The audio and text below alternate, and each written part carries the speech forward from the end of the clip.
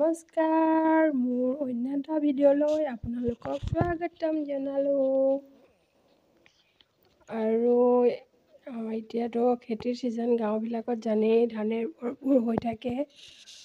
আৰু এয়া খেতি আমাৰ চোতালত এয়া ধান আনি থৈ দিছে, ঠেলাও আনি থৈ দিছে। ধান কঢ়িয়াই থাকে যে পথাৰৰ পৰা, সেইটো কাৰণে এইবাৰ একদম বহুত ধান হৈছে দেই আমাৰ পথাৰত। ইমান ধুনীয়া ধান হৈছে, সকলো মানুহে ধান পাইছে, বহুত ধান পাইছে। আৰু আমাৰো পাইছে, আৰু আমাৰতো ঘৰত নিজে কৰা নহয়, আধি চুক্তি দিয়া হয়, সেইটো কাৰণে আমাৰ অলপ কম। আৰু এয়া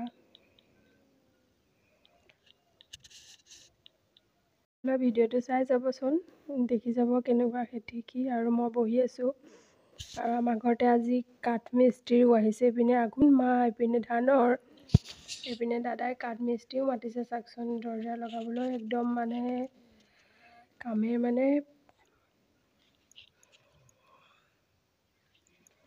কামে অৱস্থা নাইকিয়া কৰি দিছে জানেনে। মাহত কাৰ এনেকুৱা হয়, কাৰ ঘৰতে, আৰু গাঁৱৰ মানুহ সকলো ঘৰতে এনেকুৱা অৱস্থা হয়। কাৰণ গাঁৱত সকলো মানুহৰে খেতি পথাৰ থাকেই, আৰু ধান থাকেই, আৰু 2 মাহ কষ্ট কৰি আৰু 10 মাহ ভালকৈ সুখ শান্তি খোৱাটোনো কিনো। আৰু সেইকাৰণে 2 মাহ কষ্ট কৰিব লাগে, বা এমাহ কষ্ট কৰিব লাগে। 2 মাহ মানে এমাহ ৰুওঁতে আৰু এমাহ কাটোতে, তেনেকৈ 2 মাহ হৈ যায়। আৰু 10 মাহ একদম আজাদি খাব লাগে আৰু ধুনীয়াকৈ। ঘৰৰ চাউলকেইটা হ'লে আৰু মানুহৰতো আৰু একো প্ৰব্লেমেই নাই। ঘৰৰ চাউলেই মেইন, কিনা চাউল খাই মানুহৰতো বেমাৰ আজাৰ একেবাৰে অৱস্থা নাইকিয়া হৈ গৈছে। আৰু ইয়াত চাওক, আমাৰ ঘৰতে একদম এতিয়া চাৰিও চাইডে ধান, খেৰ, বাপৰে আপোনালোকক মই বেলেগ ভিডিঅ'ত দেখুৱাম খেৰ কিমান পৰি আছে আমাৰ ঘৰত এতিয়াও।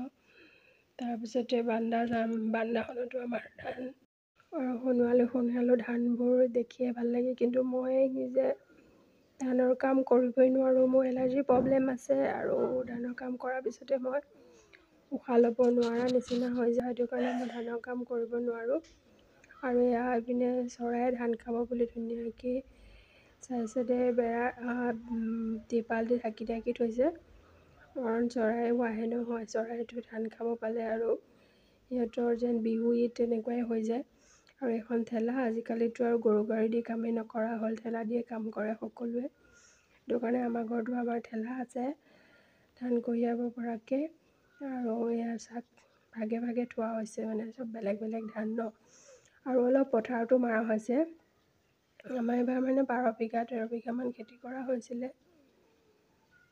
এইটো আৰু 12-13 বিঘাত কিমান দামৰ হ'ব সেইটো পিছতহে হ'ব পাৰিব।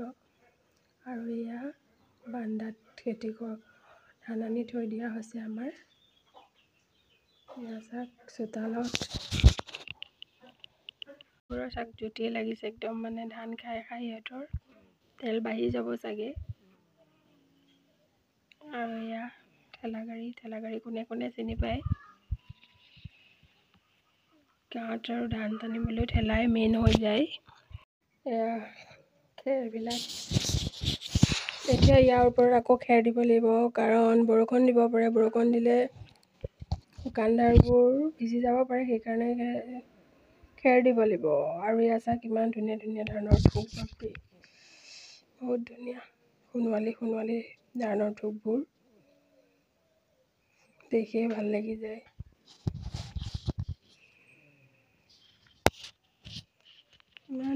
বহুত ধুনীয়া হৈছে দেই ধানৰ থোকবোৰ। আৰু আমাৰ ঘৰত খেতি কৰা মানুহ নাই, যিহেতু মোৰ দেউতা ঢুকালে, সেইটো কাৰণে আমাৰ ঘৰত খেতি কৰা মানুহ নাই। দাদাও খেতি কৰিব নোৱাৰে নিচিনাই, বেলেগে খেতি কৰে। আৰু মোৰ আব্বা ঢুকুৱা, মই যেতিয়া সৰুৱে আছিলোঁ তেতিয়াই ঢুকালে। আৰু তেতিয়াৰ পৰা আমাৰ দাদাই কৰিছিলে, আৰু তাৰপিছৰ পৰা দাদাও নকৰা হৈ গ'ল। দাদাও বাহিৰত যাবলগীয়া হৈ গ'ল, কাৰণ আমাৰ বিশেষ অসুবিধাবোৰ আছিলে তেতিয়া। সেইটো কাৰণে আমাৰ কোনো ইনকামৰ ৰাস্তাই নাছিলে, সেইটো কাৰণে দাদাই বাহিৰত যাবলগীয়া হ'ল। আৰু তাৰপিছৰ পৰা আমাৰ খেতি নকৰা হ'ল, বেলেগে কৰে। আমাৰ বছৰটো খাবলৈ হৈ যায় আৰু সেইটোৱে আৰু ভিডিঅ'বোৰ ভাল লাগিলে চাই থাকিব। বাই।